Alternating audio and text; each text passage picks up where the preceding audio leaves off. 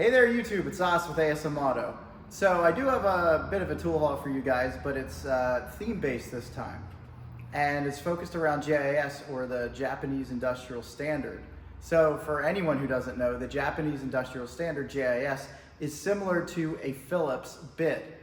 But it does have some signature differences that we're going to go over in this video. And then I'm also going to suggest some JIS tools for both DIYers and professionals later on in the video, so stay tuned. Okay, so the first major difference you're going to notice between Phillips and JIS is the taper and the angle of the head. So Phillips is much deeper with a much steeper angle than a JIS.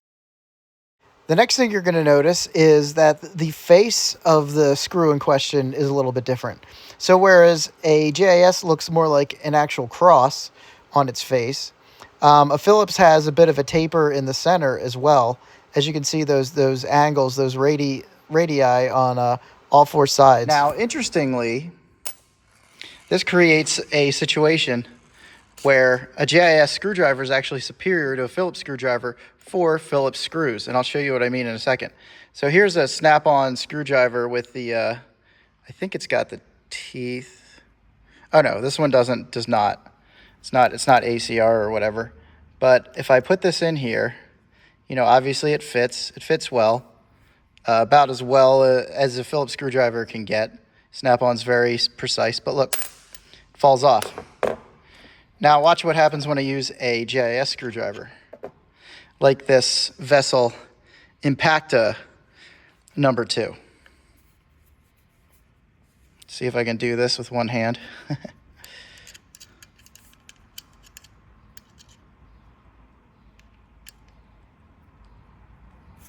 There we go. See? Doesn't fall off. Why? Because it's actually a tighter fit.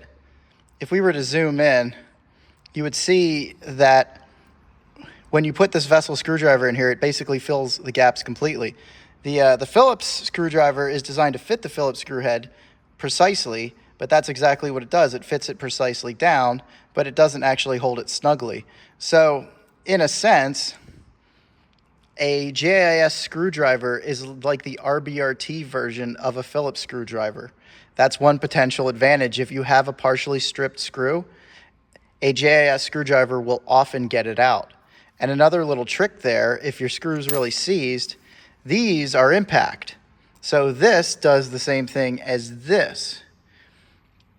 And what you can do is you can use this and you can kind of, you know, put a little dimple in the center of that screw by impacting. And then after that, you should be able to turn it out either with the hand impact or with an impact driver.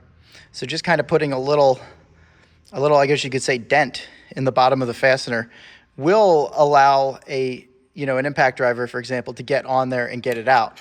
Now, if I'm dealing with a Japanese screw, obviously, or a stripped Phillips screw, I'm going to stay JIS until the end. So that's one of the advantages of having an adapter like this. I can actually use these JIS bits, these Vessel JIS bits, not just with my hand impact, but also, you know, with anything with this adapter. It's a 5/16 adapter to a 1/4 inch drive. So that's a handy little thing from Koken. All right, so let's go over some of the options for JIS, and we've got some cool ones here. So first off, if you're a professional, I highly recommend investing in both of these. So especially if you're dealing with, you know, obviously like Japanese cars, like Toyotas in particular, Hondas, rotor screws, all that fun stuff. So what these are is this is a Vessel, this is like a Phillips 3 equivalent, a JIS3 Impacta.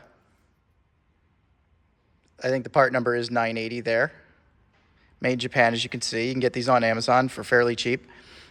Incredible. You can strike it on the end, and like I said, it's a striking screwdriver. Or I should say it's a hand impact built into a normal screwdriver. So you can use this as a regular screwdriver, and you can hammer on the end, and it's got a little spring in there that will, you know, that will basically do the impacting action, just like that hand impact right there. So this, highly recommended to get this Phillips 3 because JIS 3 because you're going to run into that, and JIS 2.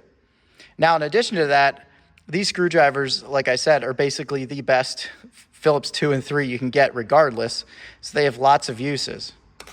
Now, since I had to work on since I had a defective ratchet, which they did trade out, a Japanese ratchet with JIS1 screws in it, that's what kind of prompted this video. I didn't have any JIS1, so I went searching for it.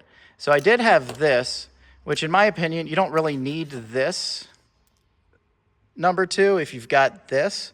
But if you want to have, and what in my opinion might be the best Phillips 2 screwdriver in the world, ironically it's a JIS, this particular vessel model. And oh, by the way, you cannot get the Phillips 1 equivalent or the JIS 1 in the Impactas. You can only get it in this style, which has like the full tang and the striking cap, or you can get it with like the blue handle, which is a traditional screwdriver, more like this, you know, where the tang does not pass through to the to an end to a striking cap.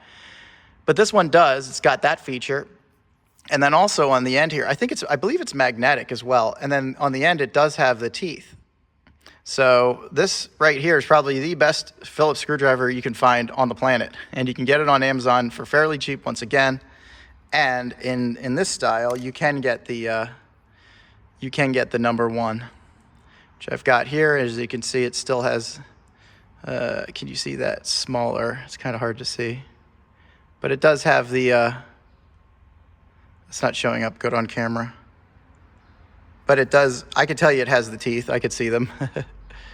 So anyway, and like I said, I'm pretty sure I think these are magnetic. Yeah, they're magnetic. So here's the part number for this. It's the 930 P1 times 75. Yeah, just awesome. So now I've got that in case I need to get into a JIS1. Also, one of my favorite old school American manufacturers, Chapman. Link in the description. Love these little guys, these little bit ratchets. Handmade in the United States to this day. Same place they've been made for 80 years. Up until recently, the guy that founded the company in like the 30s was still inspecting every single one. He's in his 90s. I don't know if he's still around. I haven't kept up with it, but I haven't heard anything, so he might be. But anyway, yeah, this is just an extension, but pretty cool. They just came out with these. So this is a JIS1 and a JIS2. These are the first JIS bits offered by Chapman. So they just kind of happened to pop up while I was researching JIS1s, to figure out what I wanted to buy. And I saw these and I was like, oh, that's cool. Need to add it. Let's see. I'm trying to get to the part number. It's really hard. I don't know can you see? Yeah, you can see that, I think. Come on, focus. But I think you can see that. It's CP1, which that stands for cross point 1. So it is JIS, but they call it cross point, which again, backs up the what I showed you earlier, that it's literally like a cross with no taper. So this would be a CP1 equivalent of this is a JIS1. And then this one, we'll say CP2. Oh, that's better. CP2, and there's your equivalent of a JIS2. Okay, also, this is another option. You can get these impact driver extensions. I've actually had these for a while. The reason I have 2 of these is because these are both JIS2, also vessel. Now, this one is actually designed to fit into narrow spaces. They sent me this one by accident. I actually ordered this, which is like the heavy-duty impact. It's the normal style. So as you can see, the shank's a little bit wider. So this one they kept narrow so that even though it's a Phillips 2, you can fit it in like recessed areas. So it's got a super thin shank. And like I said, this is their standard version, the one that I was supposed to get. So they sent me this to make up, and they let me keep that, which was cool. But it's another vessel product, and you can find off of Amazon. And then this is really cool as well. So those are 2 JIS2s. So this actually comes with the JIS 1, 2, and 3, and then it comes with a couple of the flat blades, which these are actually, what's cool about this is those are cabinet style. They're not keystone style. So that's pretty neat on the flat blades. And this is actually a magnetizer and a case that these come with. And these are also really cheap, straight from Japan, but you can get them from, or I should say they're stocked in the United States now, but you can get them off of Amazon as well. And very affordable, really nice impact bits by Vessel. And these we've already discussed. So if you're a professional, I highly recommend getting this and this. Make sure you have the Impacta 2 and 3. You use them as regular screwdrivers. You'll use them as hand impacts. You'll use them as extractors for stripped out Phillips bolts. They're great. You know, if you're into something fancy, you can go with these. And this is the one I like for the JIS1 or the Phillips 1 equivalent. Like I said, they also have the blue handle version that's like half the price. This is like 17. That one's like 8 or 9. They both work just fine. And I would say for DIYers, you know, you can get this, or you can get the blue handled ones, whatever. You can have these. I don't know if you'll need the impacting feature as much. And then I think for, you know, hobbyists and just anyone who, you know, likes cool bit drivers, you can pick these up directly from Chapman. They are available now, and they're very affordable. I think they're like $2.50 a piece. So I got 2 of them because I have another Chapman bit ratchet I keep in my car. And then, you know, for anyone, basically for anyone, I'd recommend these. Because again, you know, they're JIS, so they're going to work great on those rusty Phillips bits around the house, or, you know, if you're working on your car. And, you know, same with these, they're just longer versions. So, and then obviously, I think, you know, for professionals, I highly recommend getting the Vessel set of JIS impacting bits. They're not expensive, they're like $8. And then all you need is, you know, an adapter. This is a 5/16 adapter that works with this and the hand impacts, so 3/8. And then this is 5/16 to a quarter, so I can use it on, you know, obviously with bit ratchets and stuff like that. Or the new Milwaukee Insider. Pretty cool ratchet. Yeah. So, anywho, hopefully that gives you some ideas for JIS products. And as you can see, I'm kind of partial to Vessel. Almost all of my JIS products are Vessel. And I think that makes a lot of sense. I mean, I don't see any difference in quality between this and this. And this guy is like probably half the price of this, I would guess. I don't know if that's accurate, but it's hella cheaper. You know, maybe $10 less. Maybe it's like 70% as expensive, but still, I mean, tremendous value there. That's a little side bonus. I'm replacing the EGR connector on my 2001 Pontiac. So the issue is like the connector head is no good. And I wasn't sure if there's an issue with the wires. It doesn't look like it now that I've stripped everything away. I can't find any other issues, so I'm pretty sure this is what's causing it, but it has basically a signal voltage bleed. So it can't find the closed position because it's not 0 volts. And that is something that can happen over time. I mean, it could be somewhere else in the wiring harness also causing an issue. There's a way to reset that. So basically you can reset the 0 point to you know, the nominal voltage it is from 0 volts. You can do that with a scan tool or a code reader that can clear codes. And that'll make it go away, but it's been coming back frequently. So basically it's time to replace this connector, which as you can see was already broken. And so it's kind of loose in there. So I think the connector head itself is what was causing the issue. But I get an opportunity now to kind of show you guys, like, so when I solder, I use butt connectors, and then I, you know, of course, use the flux to help out. And the reason I like unshielded butt connectors is because you basically crimp them on both sides of the wire. You make sure it's secure, and then you can flow the solder through there and make a solid joint. So I think it's more robust than just twisting the wires together. And for this job, you know, obviously I'm going to clean that up and make it look professional. I've got the, even though it's my car, it's just the way I roll. You know, I'm going to put this on and the electrical tape and everything. It'll look good. Now for this particular job, I was able to use, where is it? Right there.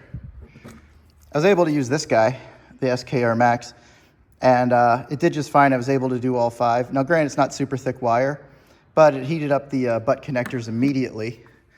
and just allowed for a very easy soldering job. It was easy to get in there. I've also fallen in love with the Milwaukee as well. It takes longer to heat up, but it really can handle just about anything. It's impressive, you know, how much power or how much energy the Milwaukee can sustain and transfer. So, anywho, then the last step obviously is the heat shrink is already on there. Where's the other end? Where did it go? Ah, there we are.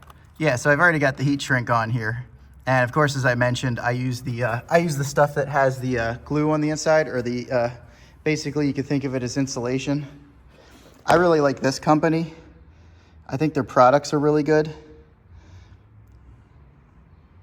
Adhesive lined, that's technically what it's supposed to be called.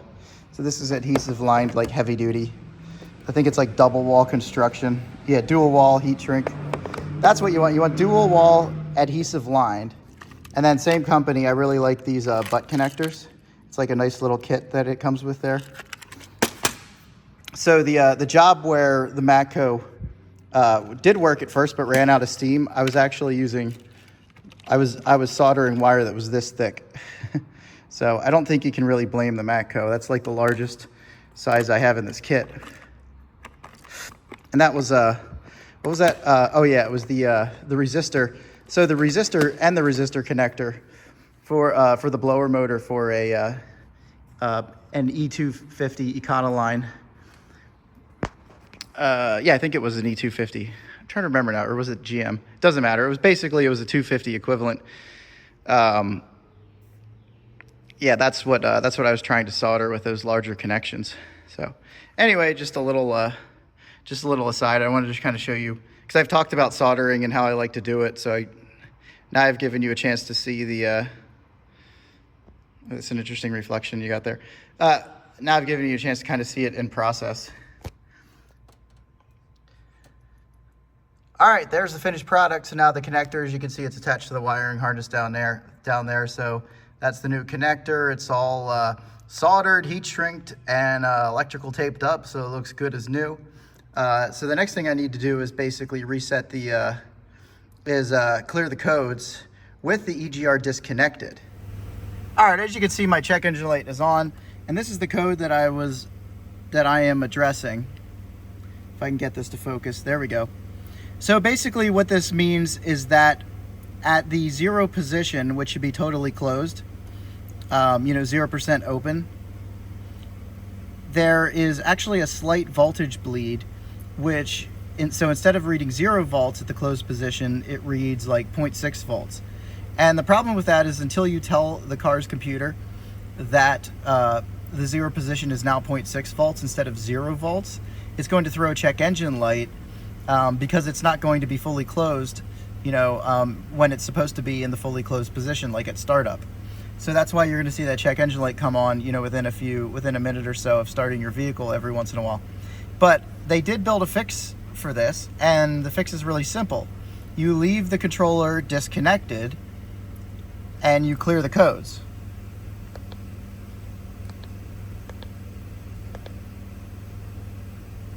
Oh, ignition on with engine off. Okay. Got that. Here we go. All right. So as you can see, all the information has been cleared. So the next thing I'm going to do is shut the car off and take the keys out. And then we can just say, okay, and then we'll get out of here. Obviously, we're already out of it. With a scan tool, sometimes you want to disconnect properly. But they kind of advise that you shut everything down as soon as you clear the codes. So then you just go over and you plug that guy in to the EGR valve, and then you start it up, and the check engine light should be gone, and also the 0 point should be reset. Now in my case, I'm hoping the 0 point is actually 0 volts. I can check that with my other scan tool, with my Snap-on. I would hope it's 0 volts now, since I replaced the controller, and I think the controller was the issue, not somewhere else in the wiring harness. But I'm not 100% sure, but that controller was definitely toast. It didn't look good. It had a tab broken off, and like the casing was loose. So I do think that was the culprit. But anyway, we'll find out. And that's my video for today. Like I said, I'm going to put either links in the description, part numbers, whatever makes the most sense for a lot of this stuff. And I will catch you guys next week.